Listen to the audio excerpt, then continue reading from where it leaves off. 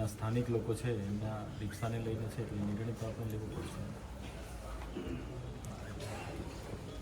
નીતિ વિષયક બાબત છે એટલે ચર્ચા વિચારણા કરી બનતી કરાય યોગ્ય નિર્ણય.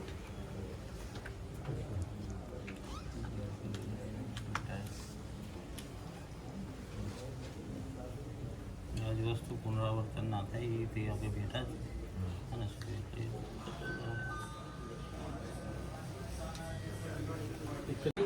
લગભગ 30 થી 35 પેલી વિંગાર ચાલે છે. હવે 150 સ્પ્રિંગ ચાલે. અમારી રિક્ષાવાળાને 55 પાસ આપેલા છે. 155 થી વધારે છે, 150 પાસ છે. ના સાહેબ, ખાલી 55 જ પાસ આપેલા છે. સારું સારું 55 છે. સાહેબ આની શું વ્યવસ્થા કરાય આપણે? આમાં જગ્યા, આમાં પાર્કિંગની જગ્યા તો હોવી જોઈએ ને આપણી પાસે. પછી ક્યાં બધા એ લોકો એક જ રોડ છે આપણી પાસે, એમાં બસો ચાલે, પિંક રિક્ષાઓ ચાલે, બાકી રિક્ષાઓ ચાલે, તો પછી રિક્ષા તો રનિંગ હોય ને સર, સાહેબ એ લોકોની હવે કેટલી રિક્ષા બાકી છે તે કહી દો. અમારે 100 રિક્ષા બાકી હશે. પાસ માટે હા, કયા કયા ગામની છે? લોકલ જ છે બધી ટોટલ. આ લીંબડી વાગડિયા, લીંબડી, વાગડિયા, ગોળા, કેવડિયા, કોઠી, ગારકોઈ, આમદલા, એ રીતે ભૂમલિયા, ગૌડેશ્વર સુધી એ લોકો 2-3 વાર મારી પાસે પણ આવ્યા છે. અમે કલેક્ટર સાહેબને મળ્યા, 2-3 વાર એસપીને મળ્યા, એમના પોલીસ અધિકારી હેરાન કરે છે. હવે તમારી પાસે આવ્યા છે એટલે કઈ રસ્તો આમનો કાઢવો પડશે. આપણે બેઠા છે એનો કોઈ નિચોડ આવે, પરિણામ લક્ષી નિર્ણય આપણે લેવો પડશે. તો અમે આવ્યા છે બિસ્તરા પોટલા સાથે, અહીંયા 2 દિવસ ખાઈ ખાઈને જોઈ રહેવાનું થશે તો નીચે જોઈ રહેવું, પણ આમનો નિર્ણય લાવ્યા વગર અમે નથી જવાના. રીંગણા બટાકા બનાવીને ખાઈ લીધું જતા એની બી ગમે એટલી કરીએ સાહેબને વિચારવા દો તમે. શાંતિથી સાહેબ આનું જરા સીઓ સાહેબને કહીને. હવે જમીનો તો સાહેબ જતી રહેલી છે. જમીનો તો જતી રહેલી છે. રિક્ષાઓ ચલાવીને જ આ લોકો બધા જીવે છે. નિર્ણય તો અમે લઈ શકીએ એમ નથી, કારણ કે વિચારીએ પણ મેં એમ જે કીધું, અમારી પાસે સમસ્યા છે કે રોડ એક જ છે આપણી પાસે, પાર્કિંગની સમસ્યા છે, એટલે આપણે પછી આનો કોઈ એન્ડ નથી કે કેટલી રિક્ષા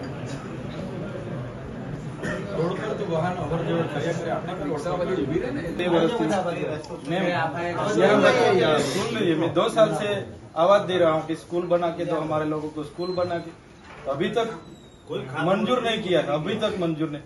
और ये बिल्डिंग 1 साल में इतना बड़ा कि नजर नहीं पहुंच रही हम. ये नीचे से ऊपर है तो थक गए हम, इतना बड़ा बिल्डिंग आपने बना बिल्डिंग में चल रहा है स्कूल. तो फिर यार सर डीडीओ आके गए हैं, स्कूल के बारे में होगा शायद. वीडियो हम जानते नहीं, हम मूल लोग हैं यहाँ पे, तो बुला लो, जो भी वहीवट करता हो, ऐसा नहीं चलता है. आज तक हम लोग को सीओ साहब मिले हाँ, नहीं। हाँ, अभी क्या आज तक मैडम? नहीं मिले। हम हम आवेदन लोग निवेदन 50 बार आके गए, आज तक नहीं मिले। जब भी उभर कोई होती। आया हुआ તમે है, તમારી उन्हें વાત मिलवा કરો, હવે देते हैं. एमएलए साहब मैं बोलूँ अभी बीच में रिक्शा का प्रॉब्लम हुआ तभी भी आए थे. यहाँ क्या है मैडम, अभी हम आवेदन निवेदन जिंदाबाद मुर्दाबाद, सरकार हाय रे सरकार बंद. अभी यहाँ हमको नहीं मिलेंगे ना तो ये कबाट बबाट ये सब निकल के जाएंगे, ये कंप्यूटर भी लेके जाएंगे. हमारे पैसों का है तो बुला लो जल्दी, हम ऐसा नहीं करना चाहते. हम संविधान और समाज में मानने वाले लोग हैं. ये सब ट्राइबल के ग्रांट का जो पैसा आता है अलग अलग प्रोजेक्ट में इन्वेस्टमेंट कर दिया. और उसका यहाँ कोई के हिसाब यहाँ नहीं का है, ट्राइबल कुछ अभी नहीं भी है. लुंगी में घूम रहा है, अभी भी हाँ. चड्डी में घूम रहा है. और वो आपके वहाँ तो नीलेश दुबे थे, वो तो बोल रहे थे वो आदिवासी तो जंगली है, बोले थे, याद है ना आपको? लेकिन वो नेगेटिव मीनिंग में मैं बोला था, हाँ. लेकिन he was in the favour of tribals. हाँ बिल्कुल. उनका खिलाफ नहीं बोला, लेकिन वो गलत एडिटिंग करके ऐसा बनाया. But he was very supportive to the. नहीं मैडम, आपका अच्छा हम बोला रिस्पेक्ट ये, करते चलो हैं, आपको आपका रिस्पेक्ट करते हैं, लेकिन जितने भी लोग मेंटली ट्राइबल के साथ रहना चाहिए, मेंटली फिर कोई नीचे से आने नहीं देगा इसमें बिल्डिंग में, नहीं, ऐसे नहीं. थोड़ी ना चलेगा. आने क्यों नहीं देगा, आना चाहिए. जो भी आया होगा छोटा से छोटा भी मैं सबको मिला लेती हूँ. हाँ बिल्कुल, हमेशा. मिला लेना. और उसका जो भी रोजगार का, रिक्शा का जो भी प्रॉब्लम रहता है उसका एप्लीकेशन भी सोल्यूशन लेके आते हैं तो मैं ले लेती इतने हूँ. सालों से स्टैच्यू बना हुआ है, वहाँ के स्थानिक लोगों को आधार कार्ड मांगा जाता है आने जाने के लिए. हाँ, तो ये समस्या आपको कितने दिन से पता थी? तो उसका सॉर्ट आउट करना चाहिए ना. तो हम नहीं आते यहाँ पे. आधार कार्ड लिखा है हाँ? तो भी आ रहे हैं ना, मैडम? उनका कार्ड वार्ड दूसरे आदमी. ખાસ કરીને ચેતરભાઈ આજે કયા મુદ્દે તમે ધરણા પર એસઓ ખાતે બેઠા છો ને? આજે સ્ટેચ્યુ ઓફ યુનિટી સત્તામંડળના વહીવટી સંકુલ ખાતે અમે ધરણા પર બેઠા છે. જે લોકોએ સ્ટેચ્યુ ઓફ યુનિટીમાં પોતાની જમીનો આપી છે અને જે ગામો અંદર છે, જેમ કે લીંબડી, વાગડિયા, કેવડિયા, તો આ 7 ગામના લોકોને અંદર જવા માટે પણ પોતાએ પરમિશન લેવી પડે છે. ઘણા લોકો જમીનો ગુમાવવાના કારણે રિક્ષા લાવીને પોતાનું જીવન નિર્વાહ કરે છે, ત્યારે એ લોકોને આ જગ્યા પર રિક્ષા ફેરવવા દેવા માટેની પરવાનગી આપવામાં નથી આવતી અને ડિટેન કરવામાં આવે છે. ત્યારે આ લોકોને રોજગારીના હેતુસર અહીં લોકલ લોકોને રિક્ષા ફેરવવા દેવામાં આવે એ માંગ સાથે અમે ધરણા પર બેઠા છે.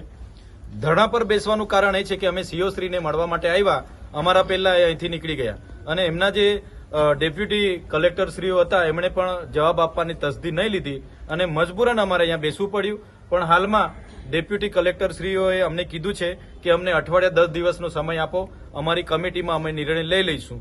અગર દિન 10 બાદ નિર્ણય નથી આવતો તો અમે મોટી સંખ્યામાં આ સત્તામંડળની વહીવટી સંકુલ પાસે આવીશું અને મોટી સંખ્યામાં અમે ધરણા આંદોલન આવનારા ભવિષ્યમાં કરીશું. અધિકારીઓ જે મળ્યા હતા તો એમને શું વાતચીત કરીને શું એમને કમિટમેન્ટ આપી? એમણે એમના એમડી સાહેબ અને સીઓ સાહેબ સાથે હમણાં વાત કરી છે અને એમની કમિટી ટૂંક જ સમયમાં બેસશે અને આ દરખાસ્તને બહાલી આપશે એવું એમણે અમને કીધું છે.